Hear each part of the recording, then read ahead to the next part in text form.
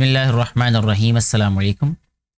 आज हम lesson number 10th class 4th English इसको हम पढ़ेंगे और ये जो लेसन है बेसिकली ये स्टूडेंट्स और टीचर्स दोनों के लिए है। ये स्टूडेंट्स को तो फ़ायदा होगा ही होगा, लेकिन अगर कोई टीचर इस वीडियो को देखेंगे तो यकीनन उनको भी इससे फ़ायदा होगा कि कैसे हम बच्चों को बेहतर तरीके से कन्वे कर सकते हैं, अपना जो लेसन पढ़ाने का मकसद क्या होता है और उसको बेहतर अंदाज से कैसे पढ़ाया जा सकता है। मैं अपनी तरफ से पूरी कोशिश करूंगा कि आपको कुछ ना कुछ नया ज़रूर सीखने को मिले। अगर आप पूरी वीडियो को देखते हैं, जो स्टूडेंट्स हैं उनको तो यकीनी तौर पे सीखने को मिलेगा ही, लेकिन मेरी कोशिश रहेगी कि अगर कोई टीचर भी इस वीडियो को देखते हैं तो उनको भी फ़ायदा हो।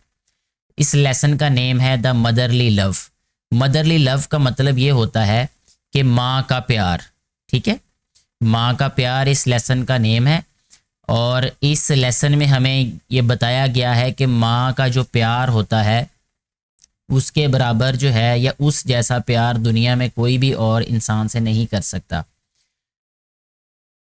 तो एक वाकया है, उस वाकया से हमें जो है ये बताने की कोशिश की गई है कि माँ का प्यार वाकई ही ऐसा प्यार है कि जिसका कोई सानी नहीं होता, यानी कोई दूसरा नहीं हो सकता या कोई दूसरा उस जैसा प्यार नहीं कर सकता। लेसन को पढ़ने से पहले बेटे और बेटियों से क्लास में जो है वो ये क्वेश्चन पूछे जाएंगे और उन्हीं से इसका आंसर लिया जाएगा कि which type of stories do you like to listen. आप किस तरह की कहानियाँ सुनना पसंद करते हैं। तो ये हर बेटा और बेटी जो है रैंडमली 4-5 बच्चों से पूछ लिया जाएगा ताकि आइडिया हो जाए कि भाई हम की कोई ना कोई स्टोरी जो है उसके बारे में पढ़ने और सीखने जा रहे हैं और बच्चों को थोड़ा सा इसका आइडिया हो जाए कि कहानियाँ मुख्तलिफ़ किस्म की होती हैं। और इसी तरह फिर दूसरा सवाल जो है वो ये पूछा जाएगा क्लास में कि do your parents grandparents tell you stories.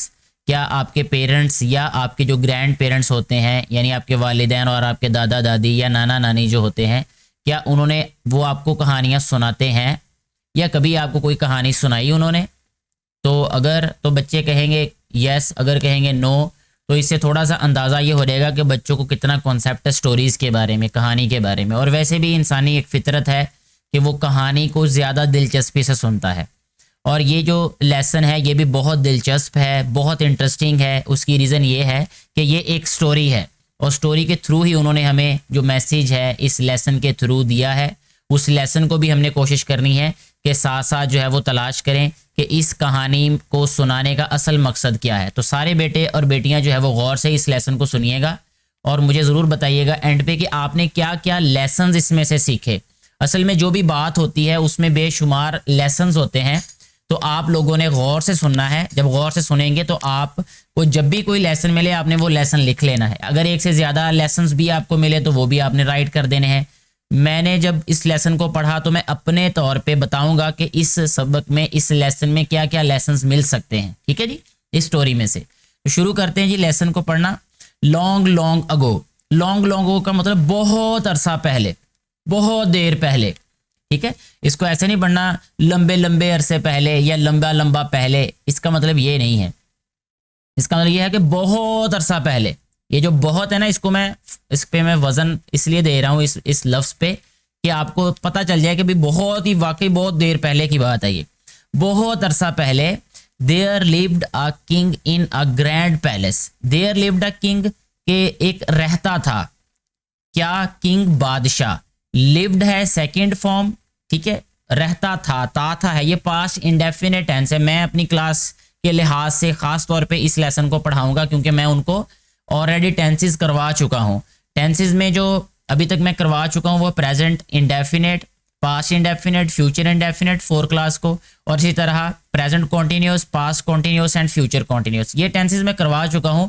तो मेरी कोशिश होती है कि जब भी मैं इंग्लिश ए का लेसन पढ़ाऊँ अपने बेटे बेटियों को, तो मैं जो भी सेंटेंस या वर्ड इन टेंसेस में से आए तो मैं उनको ये भी बताऊँ कि भाई ये इस टेंस का जो सेंटेंस है, ये फ़िक्रा इस टेंस का है, तो इसकी हमने ट्रांसलेशन कैसे करनी है, क्योंकि हम उर्दू में पहचान भी बताते हैं फिर फार्मूला भी बताते हैं। उससे उनको ए और बी दोनों जो सब्जेक्ट्स हैं उसको पैरेलल लेके चलने की और समझने में आसानी हो जाती है बच्चों को। तो ये है लिव्ड, क्योंकि ये सेकेंड फॉर्म है इसलिए इसकी ट्रांसलेशन हम करेंगे ता था। ठीक है, ता था, ती थी या ते थे। देयर लिव्ड रहता था, आ किंग एक बादशाह, यानी एक बादशाह रहता था। कहाँ रहता था? इन अ ग्रैंड पैलेस, ग्रैंड का मतलब होता है बहुत बड़ा, ठीक है, यानी बहुत बहुत बड़ा। पैलेस क्या होता है बेटे? महल, ठीक है। बहुत बड़े महल में रहता था। बहुत अरसा पहले एक बादशाह एक बहुत बड़े महल में रहता था। He was a pious, he was वो था, आ पाइस, पाइस का मतलब होता है नेक, ठीक है, वो एक नेक, वाइज होता है अक्लमंद, एंड जस्ट किंग, और इंसाफ पसंद बादशाह था। जस्ट का मतलब जैसे जस्टिस नहीं होता, आपने सुना होगा, अगर आपने सुना कि जस्टिस कहते हैं इंसाफ करने को, ठीक है, यानी इंसाफ को जस्टिस कहते हैं। तो जस्ट का मतलब भी होता है मुनसिफ, इंसाफ करने वाला। ही वॉज अ पाइस, वो एक नेक, अक्लमंद और मुनसिफ बादशाह था, यानी इंसाफ करने वाला बादशाह था। इंसाफ का मतलब ये होता है कि कोई भी मामला आपके सामने अगर पेश किया जाए, आपके सामने रखा जाए, तो आप उसमें किसी एक इंसान के साथ ज्यादती ना करें, किसी एक इंसान की साइड पे ना हो, ठीक है, यानी आप जो है उसमें न्यूट्रल रहें, ठीक है जी। तो उसको कहते हैं जस्ट होना। तो ये सबसे बड़ी खूबी ये है। अब इसमें हमें ये भी इस वाली लाइन में एक नसीहत भी की जा रही है कि जो इंसान बड़ा होता है, बादशाह जो है, बादशाह की मिसाल आप ऐसे ले सकते हैं कि जैसे घर में वालिद मोहतरम जो है वो बादशाह होते हैं घर में। जो आपके स्कूल की बात कर ली जाए तो स्कूल में प्रिंसिपल को हम इसके रिजेंबल कर सकते हैं, इसके साथ तशबीह दे सकते हैं। घर में जो बड़े बहन भाइयों में बड़ा भाई या बड़ी बहन होते हैं उसकी हम बात कर सकते हैं। यानी जो भी बड़ा होता है, किंग का मतलब कि बड़ा, जो जुम्मेदार होता है, उसमें ये खूबियां होनी चाहिए, ठीक है, यानी अच्छा इंसान होने के लिए, एक अच्छा लीडर होने के लिए भी, क्योंकि किंग जो है वो लीड करता है, वो रूल करता है अवाम पे। तो अगर आप लोग भी, मेरे बेटे और बेटियां जो हैं, जिंदगी में जब आप लोग बड़े होंगे तो आप लोगों को बहुत सारी जिम्मेदारियां मिलेंगी। तो आप में ये तीनों सिफात होनी चाहिए, अभी तब भी होंगी डेफिनेटली। अगर आप में अभी ये सिफात होंगी तो फिर इंशाल्लाह पुख्ता हो जाएंगी तब तक।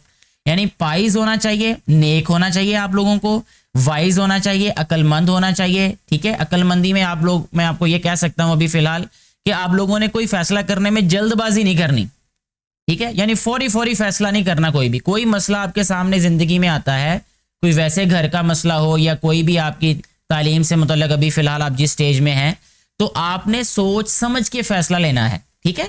एंड जस्ट, और जस्ट का मतलब इंसाफ पसंद, आपने किसी के साथ ज्यादती नहीं करनी, ठीक है। ये नहीं करना आपने कभी कि कोई आपका दोस्त है तो आपने हमेशा उसकी साइड लेनी है, ऐसा नहीं होना चाहिए। जो सही रास्ते पे है, जो सच के रास्ते पे है, हमेशा उसका साथ देना है आपने, ठीक है जी, चाहे वो आपका दोस्त हो ना हो, आपका रिश्तेदार हो या ना हो। तो इस वाली लाइन से हमें एक बहुत बड़ा लेसन मिल गया। He was a pies, wise and just king, वो जो बादशाह था वो नेक था, अक्लमंद था और मुनसिफ था, इंसाफ करने वाला था। हिज पब्लिक, उसकी अवाम या रिआया, जो बादशाह होता है ना, उसकी जो अवाम होती है उसको रिआया कहते हैं, ठीक है। रिआया अगर आप लोगों को नहीं लिखना आता होगा तो मैं कुछ अल्फाज को यहाँ पे राइट भी कर दूंगा। ये इस तरह लिखा जाता है रिआया, ठीक है। हिज पब्लिक, उसकी रिआया, उसकी अवाम, रिस्पेक्टेड, इज्जत करते थे। फिर रिस्पेक्टेड है, सेकंड फॉर्म है ये, और ये भी आप लोगों को पता होगा कि जो सेकंड फॉर्म है वो जस्ट जो है वो पास्ट टेंस में यूज होती है, यानी पास्ट इनडेफिनेट टेंस में। इसके अलावा किसी टेंस में सेकंड फॉर्म यूज नहीं होती। तो रिस्पेक्टेड, इज्जत करती थी, उसकी रिआया, उसकी इज्जत करती थी, रिस्पेक्टेड हिम, उसकी इज्जत करती थी। फ्रॉम से, द कोर, कोर होता है मरकजी हिस्सा, हमारे जिस्म का जो मरकजी हिस्सा है वो हमारा दिल है, तो यहां दिल की ही बात होगी। कोर ऑफ द हार्ट, दिल के अंदर से, ठीक है, यानी दिल से कह सकते हैं हम यहां पे, ठीक है। उसकी रिआया, उसकी अपने दिल से इज्जत करती थी, ठीक है, यानी वो जो बादशाह था उसकी सिफात की वजह से, उसकी ये जो नेक होने की वजह से, उसके अक्लमंद होने की वजह से और उसके मुनसिफ या इंसाफ पसंद होने की वजह से उसकी जो रियाया थी उसके दिल से इज्जत करती थी, ठीक है बेटे। आगे बढ़ते हैं। ये नीचे जो है वो हमें एक पिक्चर भी दी हुई है, इस पिक्चर से थोड़ा सा हमें एक मंजर नजर आ रहा है कि यहाँ पे ये 2 लेडीज़ हैं हमें दिखाई गई, और ये बादशाह बैठा हुआ है यहाँ पे सीट पे, और यहाँ पे एक आदमी तलवार लेके खड़ा है और नीचे एक छोटा सा बच्चा है। अब इस बारे में हम सारा कुछ पढ़ेंगे आगे लेसन में, क्योंकि ये बहुत खूबसूरत स्टोरी है, तो आप इसको आगे ज़रा ज़रूर गौर से सुनिएगा।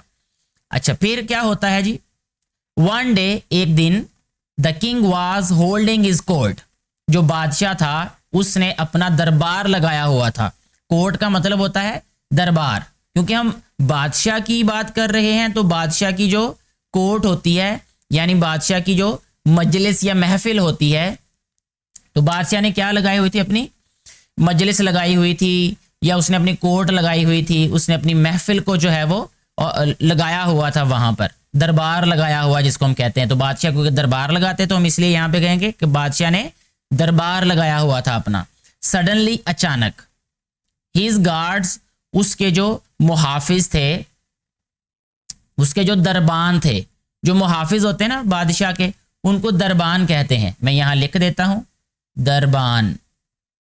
तो ये वाला जो लफ्ज है इसको हमने दरबान ही पढ़ना है, क्योंकि हम बादशाह, मैं आपको इसलिए ये अल्फाज बता रहा हूं क्योंकि जो बादशाहों की स्टोरी होती है ना, या उनकी डिक्शनरी होती है, उनमें अपने स्पेसिफिक वर्ड्स होते हैं, ख़ास अल्फाज होते हैं, तो इसलिए हम दरबान कहेंगे, हम गार्ड को मुहाफिज नहीं कहेंगे।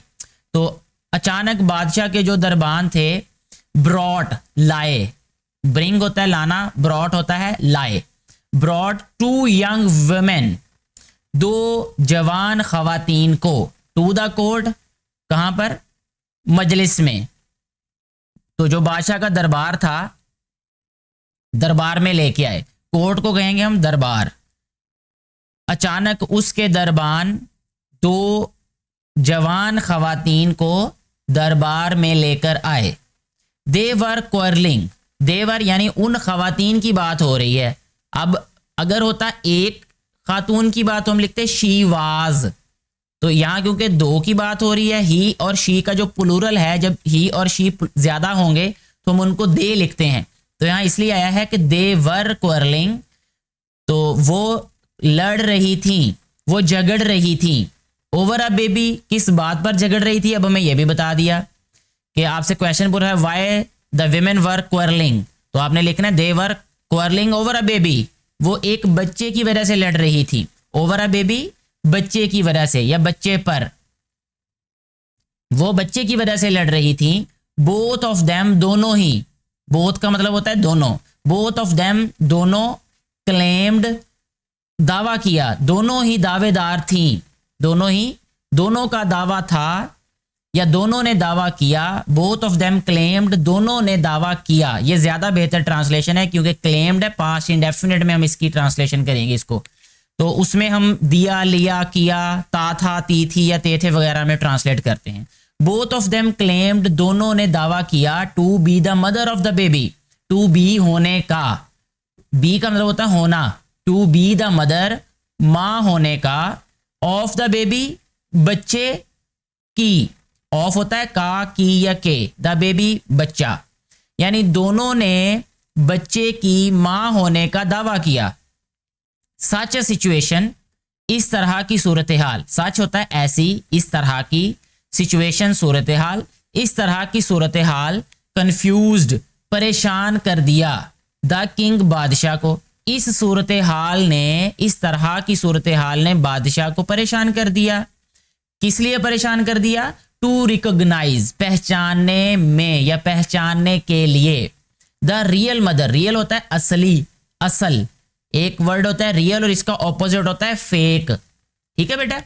तो और रिकॉग्नाइज द रियल मदर, असल मां को पहचानने में, यानी असल मां को पहचानने में बादशाह को परेशान कर दिया। ऑफ द बेबी, बच्चे की, यानी इस सूरत हाल ने बादशाह को असल मां को पहचानने में, यानी बच्चे की असल मां को पहचानने में परेशान कर दिया। स्पीक द ट्रूथ, सच बोलो। हाउ यू आर राइट, तुम कैसे सही हो, तुम कैसे सही हो। स्पीक होता है बोलना, द ट्रूथ सच, हाउ कैसे, जब यह क्वेश्चन वर्ड है ये वाला हाउ, इसका मतलब होता है कैसे। हाउ आर यू नहीं पूछते हम लोग, हम आप कैसे हैं, तो इसी तरह हाउ कैसे, यू आर राइट, आप हैं दुरुस्त, आप कैसे सही हैं, तुम कैसे सही हो। The king said to the first women, the king बादशाह, सेड कहा, से होता है कहना, सेड क्योंकि सेकंड फॉर्म है तो इसको हम कहेंगे कहा। द किंग सेड, बादशाह ने कहा, टू द फर्स्ट वुमेन, पहली खातून को, बादशाह ने पहली खातून को कहा, क्योंकि ये इन्वर्टेड कॉमा में है, इसका मतलब जैसे ही बादशाह ने लफ्ज कहे थे हूबहू वैसे ही यहाँ पे लिखे हुए हैं, यानी डायरेक्टली लिखे हुए हैं। यहाँ पे इन्वर्टेड कॉमास का मतलब ये होता है कि बात वैसी की वैसी ही यहाँ पे लिखी हुई है जैसे बादशाह के मुंह में से निकली। Speak the truth how you are right, सच बोलो तुम कैसे सही हो। माय लॉर्ड, मेरे मालिक, माय लॉर्ड मेरे मालिक, आई वॉज स्लीपिंग, मैं सो रही थी, आई वॉज मैं थी, स्लीपिंग सो रही, ऑन अ बेड एक बिस्तर पर, विद माई बेबी मेरे बच्चे के साथ, मेरे मालिक मैं बिस्तर पर अपने बच्चे के साथ सो रही थी। As I was fast sleep, क्योंकि मैं गहरी नींद सो रही थी। फास्ट स्लीप का मतलब होता है गहरी नींद सोना, मैं गहरी नींद सोई थी। शी स्टोल, शी मतलब वो, स्टोल चुराया, स्टील होता है चुराना, स्टोल होता है चुराया। शी स्टोल, उसने चुराया, माय बेबी मेरा बच्चा, शी स्टोल माय बेबी, उसने मेरा बच्चा चुरा लिया, उसने मेरा बच्चा चुराया। एंड रैन अवे, और भाग गई, रैन भागना, रन रैन और रन, ठीक है, रैन अवे और भाग गई। This lady is barren, this lady ये खातून, लेडी होता है खातून, इज बैरन ये क्या है, बैरन है, यानी बैरन का मतलब होता है बांझ। ये जमीन के लिए भी इस्तेमाल किया जाता है, इससे प्रीवियस एक लेसन था उसमें ये वर्ड इस्तेमाल हुआ था बैरन लैंड, यानी बंजर जमीन, ऐसी जमीन जिसमें कोई फसल नहीं उगाई जा सके, कोई फसल नहीं उगती। और अगर किसी खातून के लिए ये लफ्ज इस्तेमाल हो तो इसका मतलब होता है कि ऐसी खातून जिसको औलाद ना हो सके, ठीक है, यानी जिसको औलाद ना हो सके उस खातून को कहते हैं बैरन। दिस लेडी इज बैरन, ये खातून जो है ये बांझ है। उर्दू में इसके लिए लफ्ज इस्तेमाल करते हैं बेटे बांझ, बे अलिफ नून जीम दो चश्मी है, ठीक है, तो ये होता है बांझ। दिस लेडी इज बैरन, ये खातून बांझ है। एंड हैज नो चाइल्ड, और इसका कोई बच्चा नहीं है क्योंकि ये बांझ है, और जो खातून बांझ होती है उसकी औलाद नहीं हो सकती। I am the real mother of the baby, मैं बच्चे की असल माँ हूं। अब रियल का मतलब होता है असल, असली, मैं बच्चे की असल माँ हूं। Take pity on me, take pity का मतलब होता है रहम खाना, टेक पिटी ऑन मी मुझ पर रहम खाइए। लॉर्ड मालिक, लॉर्ड का मतलब होता है मालिक, मालिक मुझ पर रहम खाइए। Get me back my baby, मेरा बच्चा मुझे वापस दिलाएं, मेरा बच्चा मुझे वापस दिलाएं या दे दें। शी ब्रोक इनटू टीयर्स, वो आंसुओं से रोना शुरू हो गई या वो ज़ारों की तार रोना शुरू हो गई। शी ब्रोक इनटू टीयर्स, वो आंसुओं से रोना शुरू होगी या वो ज़ारों की तार रोना शुरू होगी। ज़ारों की तार का मतलब भी कि लगातार रोना, आंसुओं से रोना। देन फिर द किंग आस्क्ड, बादशाह ने पूछा, टू द सेकेंड वुमेन, ये वुमेन है, अगर ए आएगा तो ये सिंगुलर होगा यानी एक खातून होगा, और अगर ई होगा विमेन होगा तो एक से ज्यादा खातून होंगी यानी खवातीन कहेंगे फिर उसको हम। The king asked the second women, बादशाह ने दूसरी खातून को पूछा। अब यहाँ पे बादशाह की जो अक्लमंदी है उसका जो हमें प्रूफ दिया जा रहा है कि बादशाह जो है वो वाइज है। वाइज होने का मतलब ये नहीं है कि भाई आप जो है वो एक बात सुने और फौरन उसको जब मान लें। हालांकि वो खातून रो रही थी, रोने के बावजूद जो है वो बादशाह ने सिर्फ एक तरफ की बात नहीं सुनी। तो इसलिए जब भी जिंदगी में कभी कोई प्रॉब्लम हो तो हमें सिर्फ वन साइडेड जो है वो ओपिनियन नहीं सुनना चाहिए, ओपिनियन या स्टेटमेंट नहीं लेनी चाहिए, बल्कि दूसरे इंसान की भी बात जरूर सुननी चाहिए जिसके बारे में बात कही जा रही है। तो ये बहुत बड़ा लेसन है ये। The king asked the second woman, फिर जो बादशाह था उसने दूसरी खातून से पूछा, व्हाट हैव यू टू से, तुम्हारे पास कहने को क्या है। व्हाट हैव यू टू से, तुम्हारे पास कहने को क्या है। तुम क्या कहना चाहती हो?